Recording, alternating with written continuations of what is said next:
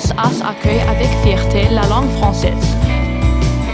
Dans cet épisode, nous essayerons d'éviter de commettre des erreurs communes. Alors, ça peut faire des mois et des mois qu'on parle de la chanson, mais dans l'examen, tout le monde va écrire le chanson.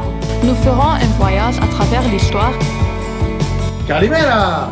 Je suis Patrick Lens et je viens vous parler de la Grèce antique. Et finalement, nous ferons connaissance avec la nouvelle enseignante de français de SAS, Madame Yasmine Mesri. Quand on enseigne, c'est le lien entre l'élève et l'enseignant. Et pour moi, ça passe surtout par l'humour. Je m'appelle Melissa Zabrayon et vous écoutez SAS TV. Bienvenue à SAS TV.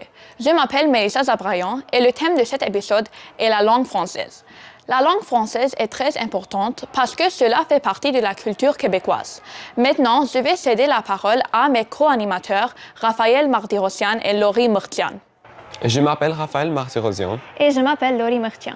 Dans cet épisode de SHTV, nous serons les co-animateurs. Pour débuter, la directrice de l'école présentera son message sur le thème de cette semaine.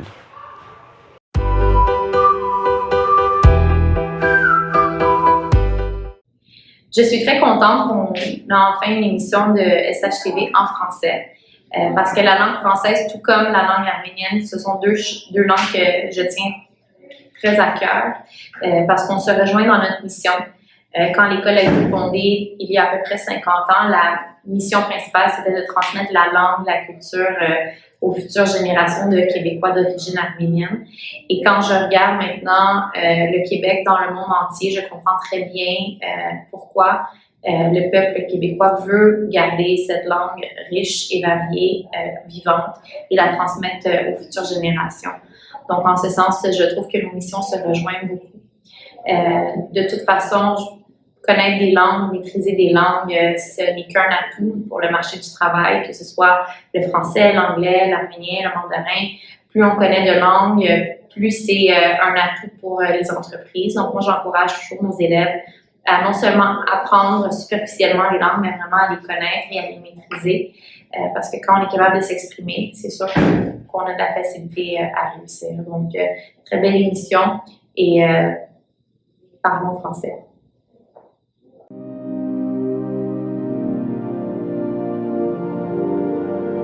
Bonjour, je m'appelle Sarah Tonikian et aujourd'hui, je vais parler de mon appréciation pour tous mes enseignants de français.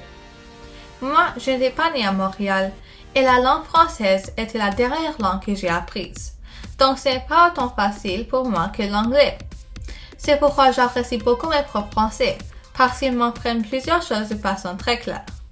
Par exemple, notre enseignante de français, Madame Caron, nous enseigne toutes les nouvelles leçons d'une façon que je comprends.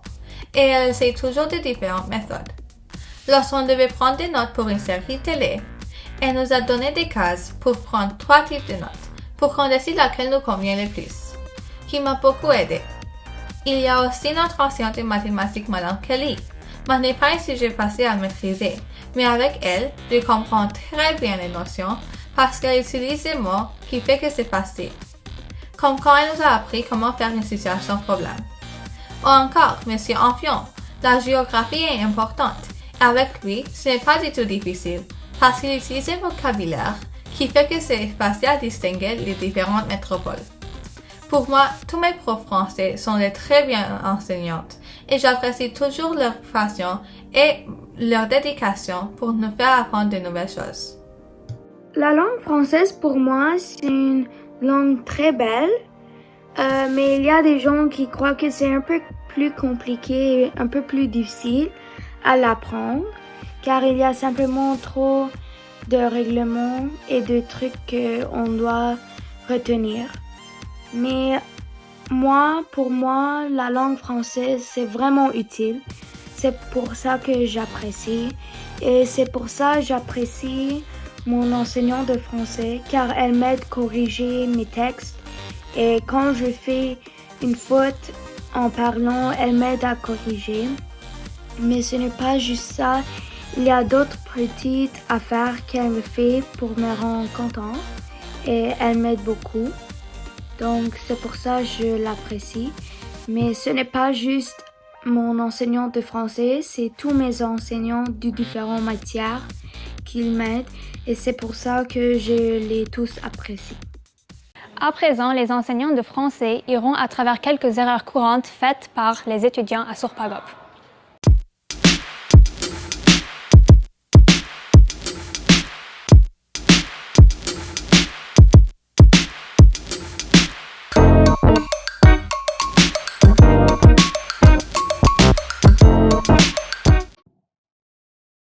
Oui, alors une erreur que je retrouve très souvent chez mes élèves, que ce soit à l'écrit ou à l'oral, c'est le « à ma maison ». Les élèves disent « je vais à ma maison » ou « je vais à la maison de » au lieu de dire « chez moi » ou « chez lui ». Alors ça, il me semble que c'est un arménisme. Je le retrouve encore très souvent. Il serait temps de passer au « chez moi ». À quoi je peux penser d'autre? Je peux penser à c'est chaud, c'est froid. Pour dire en général que pour parler du temps qu'il fait, pour parler de la température. Alors c'est chaud, c'est froid, on est face à un vrai anglicisme. En français, c'est il fait chaud, il fait froid. Voilà. Maintenant vous le savez, c'est comme ça pour toute la vie. Vous n'avez plus besoin de l'apprendre de nouveau. C'est pour toute la vie, pour tout le temps. Le café, éventuellement, est chaud. Si on vient de le sortir, on peut passer bouillante avec, il est chaud. Un objet est chaud. Le réfrigérateur, c'est froid. D'accord. Mais quand on parle de la température, il fait chaud, il fait froid.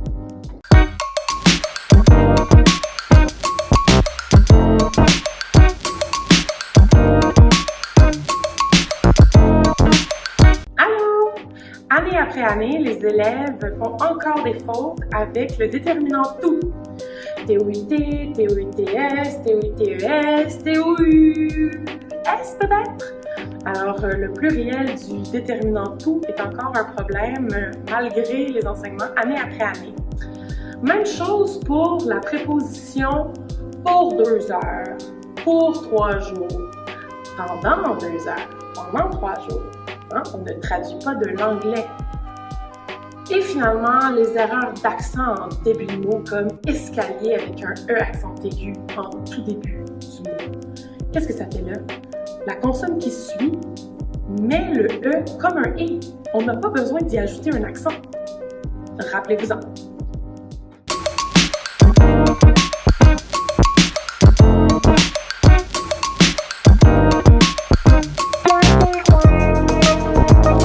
Donc, les erreurs les plus communes qu'on trouve à Surpagop, on a beaucoup le masculin et le féminin. On a beaucoup la différence entre le conditionnel et le futur aussi. C'est sûr qu'il y a des phrases qui sont calquées de l'anglais. Donc, les élèves traduisent mot par mot des phrases en anglais. En français, il n'y a aucun sens. Ça n'a aucun sens. Et des fois, les élèves croient connaître le mot en français, mais ça n'a pas la même signification en français, donc ça donne des situations quand même assez drôles quand ils essayent de donner des réponses avec des mots qu'ils ne connaissent pas.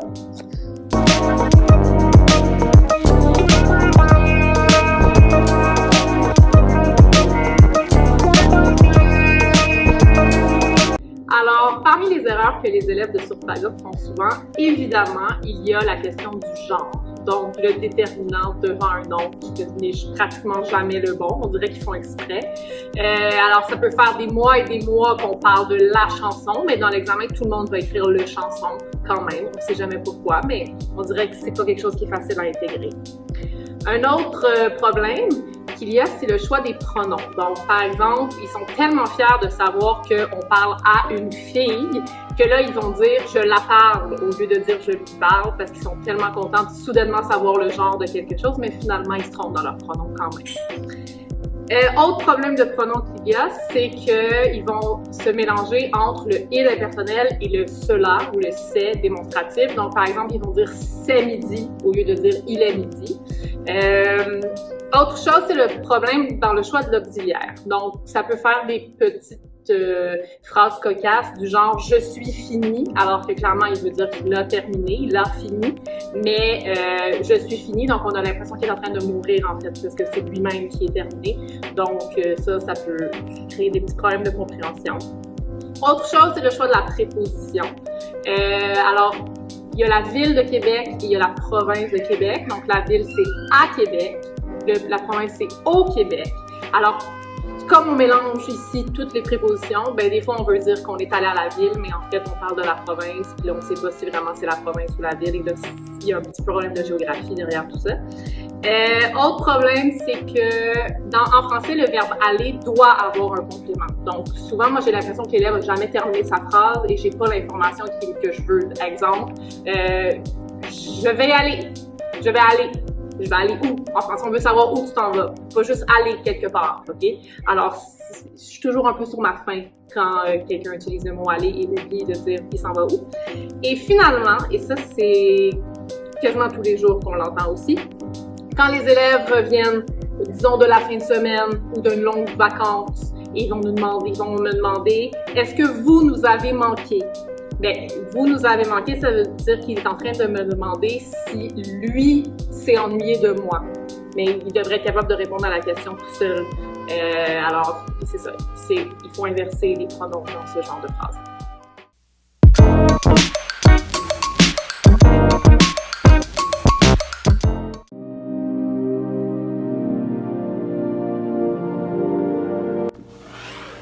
Bonjour, je m'appelle Vanna Karayan et je suis une élève de la classe secondaire 2A.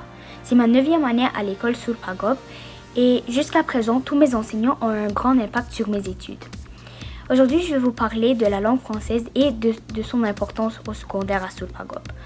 La langue française n'est non seulement importante pour ton avenir, mais aussi pour tes cours présentement à l'école, puisque les maths, les sciences, l'histoire et presque tous nos autres cours se déroulent en français puisqu'on vit au Québec. Mon premier enseignant de français au secondaire était M. Clément Amphion. Il était aussi mon enseignant en 6e année, mais il est encore devenu mon enseignant au secondaire. Je trouve qu'il m'a vraiment aidé. Il m'a énormément aidé pendant ces 2 années où il était mon prof. Il nous a pas juste assis et nous a appris la grammaire pour des heures et des heures, mais il a trouvé des manières, il a fait des choses pour que chaque élève soit enthousiaste à l'idée d'apprendre la langue française, à l'idée d'apprendre une langue qu'il ou elle entend tous les jours et une langue qu'il va devoir utiliser souvent dans le futur. Présentement, j'ai Madame Élise Caron comme enseignante et elle aussi m'aide beaucoup. Mais ce n'est pas seulement les enseignantes de français qui nous aident à enrichir cette langue, c'est aussi tous nos autres profs de tous les autres cours. Parce qu'en entendant cette langue, on s'habitue à la langue, puis on sait quoi dire, comment parler correctement en français, juste en entendant la langue. Et ça nous aide beaucoup. Personnellement, quand j'entends tous mes enseignants parler le français 8 heures par jour et 5 jours par semaine, je sais que dans les prochaines années, je vais être prête et mon français va être tellement plus enrichi et j'aurai un avenir très réussi. J'ai très hâte de voir comment tous mes futurs enseignantes enseignent et comment ils me font aimer la langue française. Et oui, c'est ça. Et je suis aussi très reconnaissant pour tous les professeurs que j'ai eus jusqu'à présent. Merci. Bonjour, je m'appelle Mina Istamboulian. Je suis une élève de la classe secondaire 2B. C'est ma 9e année à l'école Sulpagop. À mon avis, la langue française est une langue très importante, non seulement pour mes études, mais aussi pour mon avenir. Mon premier enseignant de français au secondaire est M. Clément Amphion, un enseignant qui m'a beaucoup aidé. Apprendre avec lui était un grand plaisir, spécialement le fait qu'on n'apprenait pas juste la grammaire, l'écriture ou la lecture. On faisait des débats ou des activités amusantes qui nous permettaient d'apprendre et à retenir la leçon qu'on apprenait qui m'a beaucoup aidé durant l'année. Pour cela, je veux le remercier. Cette année, comme enseignant de français, j'ai Madame Caron, une enseignante fantastique, amusante, qui m'aide beaucoup. Bien sûr, la langue française est une langue que l'on parle quotidiennement et une langue que l'on parleront probablement souvent dans le futur. Pour cela, on doit la pratiquer. Bien sûr, ce ne sont pas juste les cours de français qui m'aident à enrichir la langue. Ce sont aussi les cours d'histoire, les cours de sciences, les cours de maths et d'autres qui m'aident à améliorer la langue. Déjà, les profs, en écoutant les profs parler de 7h à 8h heures par jour, m'aide beaucoup. Pour cela, je suis très chanceuse de pouvoir apprendre avec des enseignants fantastiques. Merci beaucoup. Dans le prochain segment, Madame Twig répondra à 5 questions que des élèves lui ont préparées.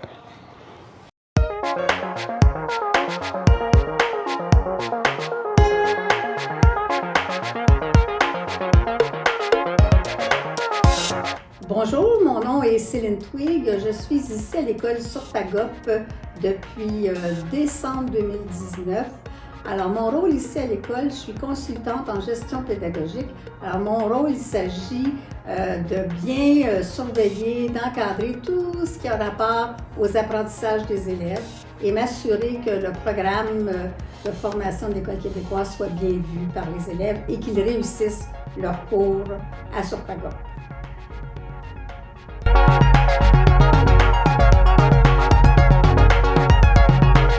Quelle est l'importance de la langue française?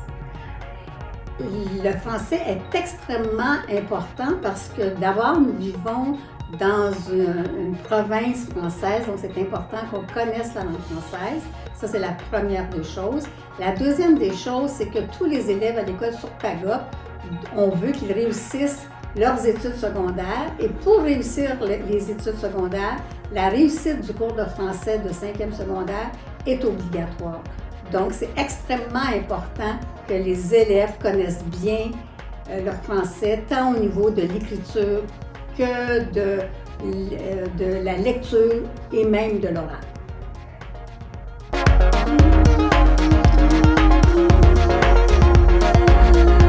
Quelles mesures sont mises en place pour aider les élèves à maîtriser la langue française?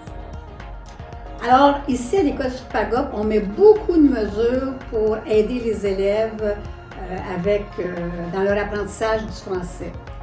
D'abord, je pourrais dire qu'au primaire, depuis 2 ans, on a changé toute notre approche vers le français. Alors, les élèves travaillent en atelier, que ce soit les mots de vocabulaire, l'écriture, la lecture. Donc, on a toute une autre forme pour engager les élèves dans leur apprentissage. Au secondaire, on a des cours de soutien à tous les niveaux pour aider les élèves qui ont des difficultés. On mise beaucoup sur la lecture et l'écriture et les enseignants de français sont vraiment des personnes engagées et qui prennent à cœur la réussite de leurs élèves en français.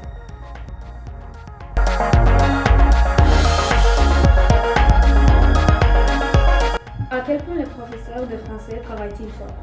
Alors, les enseignants de français ici à l'école Surpagop travaillent extrêmement fort parce qu'ils veulent que tous leurs élèves réussissent en français. Alors, pour eux, c'est extrêmement important que les livres qu'ils choisissent intéressent les élèves. Ils misent beaucoup sur l'écriture parce que l'écriture est quelque chose d'extrêmement important. Donc, ils font écrire beaucoup les élèves, ils corrigent leurs fautes et ils cherchent à ce que leurs élèves s'améliorent. Et finalement, au niveau de la communication, ils exigent que leurs élèves, dans les cours de français, parlent en français. Donc, ça demande une grande écoute et une grande présence en classe.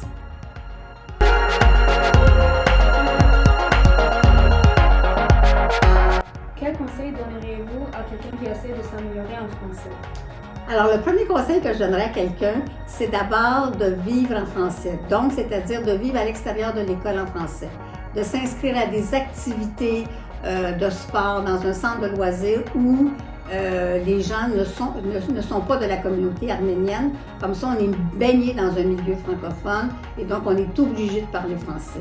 Deuxièmement, de lire en français, que ce soit des journaux, de la lecture, et aussi, peut-être que c'est moins intéressant, mais il y a beaucoup d'émissions intéressantes en français, d'écouter des séries en français. Donc, c'est de se baigner dans un milieu francophone. Ça aide beaucoup, beaucoup, beaucoup pour l'apprentissage du français.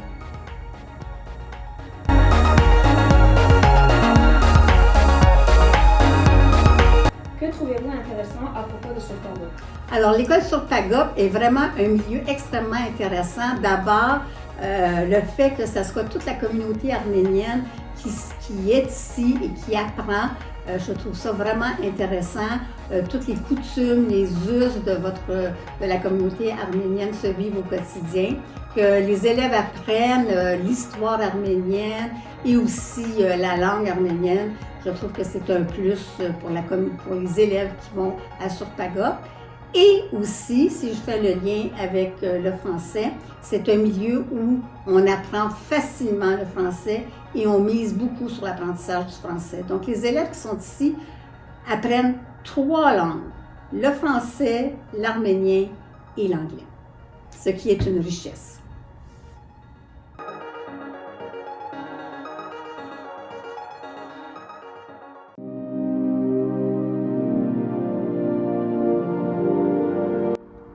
SHTV est un projet fait en anglais, mais ça ne veut pas dire qu'on va oublier les autres matières qui sont enseignées en français. Bonjour, je m'appelle Léa et je suis en secondaire 3. J'aimerais remercier tous les profs qui enseignent en français, soit les profs de français, de maths, de sciences, d'histoire, de gym et d'art. Vous nous aidez tellement en nous offrant plein de périodes de récupération et en étant très patients avec nous. Sans vous, on ne serait pas capable d'étudier notre langue maternelle, l'arménien, et le français dans la même école. Finalement, votre travail est très spécial quand vous enseignez une des 3 langues qu'on apprend ici à Surpagop. J'aimerais remercier les enseignants de français pour votre énorme dévouement, patience, énergie, temps, effort et professionnalisme. Grâce à vos méthodes et vos techniques, vous rendez l'apprentissage de la langue française super agréable. Que ce soit avec des projets, des présentations ou des travaux en groupe comme des discussions en groupe, vous nous gardez super engagés et motivés. Le fait qu'on peut lire et écrire en français, c'est grâce à vous. Communiquer en personne devant un groupe de personnes n'est plus un défi pour nous. On peut maintenant écouter à la radio ou à une émission de télé et comprendre tout. Et c'est grâce à vos efforts constants. Merci beaucoup et continuez le beau travail. Maintenant, l'enseignant d'histoire, M. Patrick, vous parlera de l'histoire du monde. Bonjour, mon nom est Patrick Gionet. J'enseigne l'histoire à l'école arménienne Surpagop depuis une 12aine d'années. Lorsque j'enseigne, j'aime bien montrer des choses concrètes aux élèves, des objets directement liés aux réalités qu'on voit en classe, des réalités historiques. Mais j'aime également faire appel à certains invités qui, à ce moment-là, nous viennent de différentes époques et viennent nous partager, ou viennent partager, entre autres, avec les élèves, leurs réalités, leurs époques. Et en voici quelques-uns. Calimera! Je suis Patrick Lens et je viens vous parler de la Grèce antique. En fait, plus précisément, des Grecs de l'Antiquité, de l'héritage culturel qu'ils nous ont laissé. Pensez à l'Iliade, à l'Odyssée, dans lesquels Homère nous fournit des récits tels que la guerre de Troie, ou encore le combat épique entre Hector et Achille. On peut penser également à la ruse du cheval de Troie, également aux nombreuses aventures d'Ulysse à son retour. On leur doit également les Jeux olympiques, le goût des légendes comme celle du Minotaure dans le labyrinthe de Knossos, le théâtre, une mythologie captivante et très diversifiée. On leur doit également les philosophies de Platon, de Socrate, les histoires d'Hérodote et même l'exploit de la bataille de Marathon. Le génie scientifique d'Archimède et d'Ératosthène, également la précision mathématique de Pythagore. En somme, on leur doit une quantité de choses, mais par-dessus tout, on leur doit le concept de la démocratie. Ah! Ah ben, je suis Titius! Vous savez que Rome ne s'est pas bâtie en un jour. Pour se construire un super empire, les Romains ont dû préparer une armée, une machine de guerre redoutable. En fait, je parle de la Légion romaine. C'est une armée de métier. Ce sont des soldats très disciplinés. Ils sont payés pour faire la guerre. Alors, ils sont super entraînés. De plus, ils sont équipés, mais vraiment très bien équipés pour se défendre et attaquer efficacement. Entre autres, on voit le casque. Le casque leur permet de se protéger la tête, bien sûr, contre l'ennemi, mais également protéger le cou, derrière la nuque, également les joues, la mâchoire. De plus, la cuirasse leur permet aussi de protéger tous les organes vitaux, mais leur permet également de bouger. En situation de combat, c'est super important. En plus, on a le glaive. Et ça, c'est une épée courte qui est idéale pour le combat rapproché. Ensuite, on a également les sandales cloutées. Très utile pour le légionnaire parce qu'on ne veut pas perdre de terrain, on veut pouvoir garder position face à l'ennemi. Alors voilà, les Romains étaient de véritables envahisseurs, mais aussi de véritables bâtisseurs. Chut! C'est un lieu de prière. J'essaie de me concentrer à faire ma dernière enluminure. Hey! Allez-vous-en! Bonjour! Je suis Sire Tibère de Beaufort. Je reviens de croisade en Terre Sainte. Croisade que le pape nous avait conviés, nous les barons francs. Quel carnage! Vous dis-je, un enfer, vraiment, et tout ça pour gagner le ciel. Jérusalem, on l'a libéré des Sarrasins, mais à quel prix?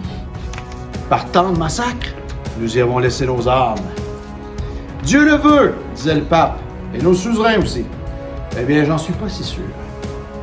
Alors pour le reste, j'ai grand hâte de retourner à mon château, retrouver madame. Bye bye. Pourtant, on était clair. No taxation without representation. Ah, désolé. Je me nomme Pat Teacherson. Je suis un fils de la liberté. Et je m'apprête à porter un grand coup à ce roi. En fait, qui ne cesse de brimer nos droits naturels. Ce roi qui nous empêche de prendre cette Amérique, ce qu'elle a de meilleur à nous offrir. Eh bien, ne le dites pas, mais nous nous apprêtons à monter sur le navire de la Compagnie des Indes orientales. Nous allons jeter à la mer tout ce thé. Et là, le roi va comprendre que nous sommes sérieux. Houza! Vive Boston! Vive la liberté!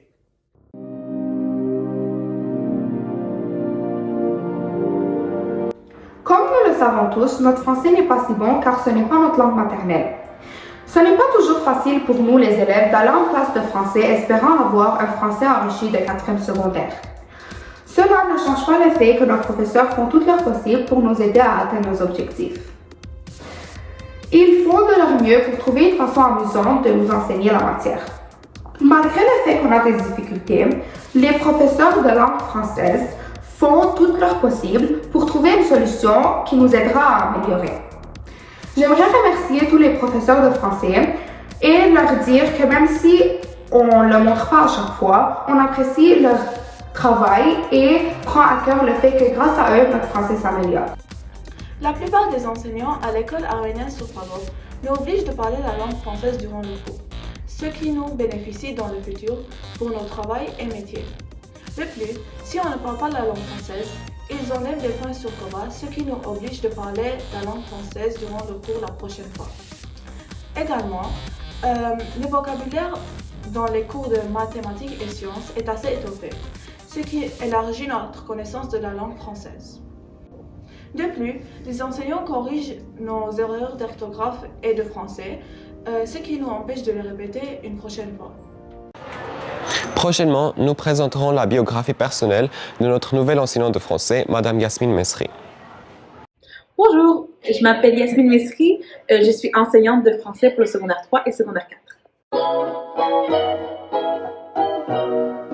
En fait, avant d'étudier pour devenir enseignante, j'ai étudié pour devenir chanteuse jazz.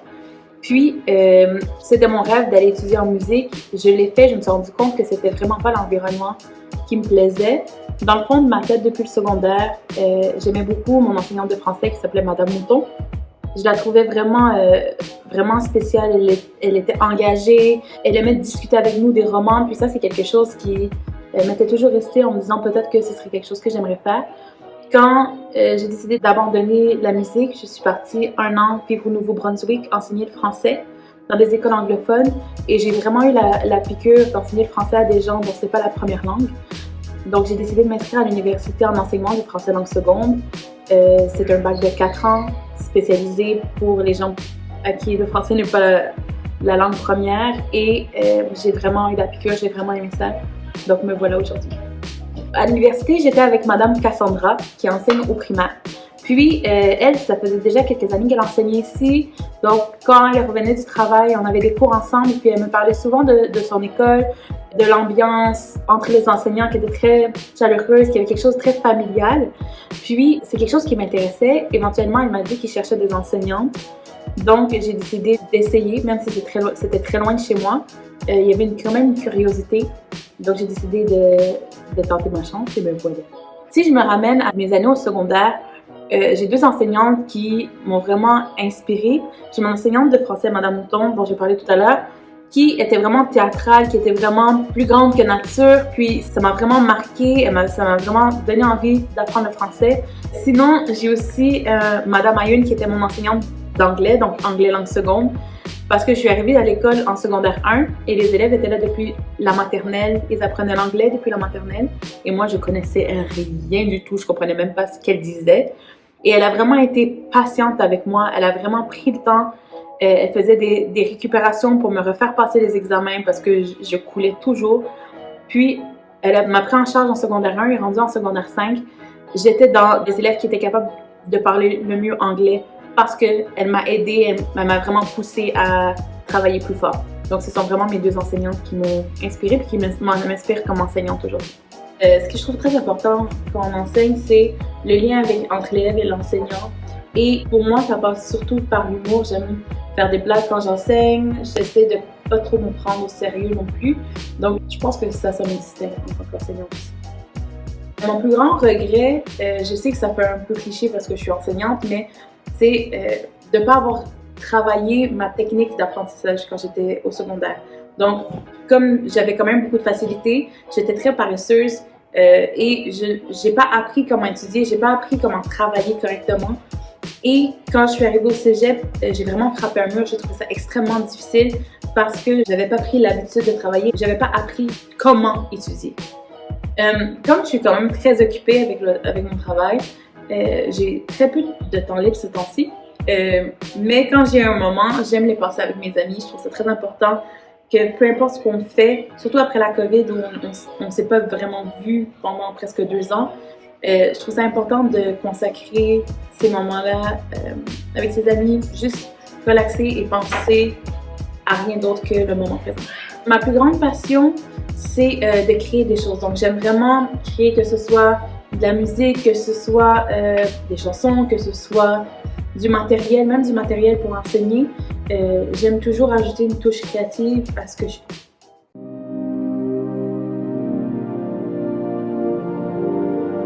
Je voudrais remercier tous les enseignants qui n'hésitent pas à améliorer notre français chaque jour, non seulement à l'oral mais aussi à l'écriture. Chaque fois qu'on a un cours en français et qu'on commet une erreur, l'enseignant n'hésite pas à nous corriger afin qu'on améliore notre vocabulaire dans cette langue. Je tiens à remercier mes enseignants de français pour m'avoir aidé à arriver là où je suis aujourd'hui.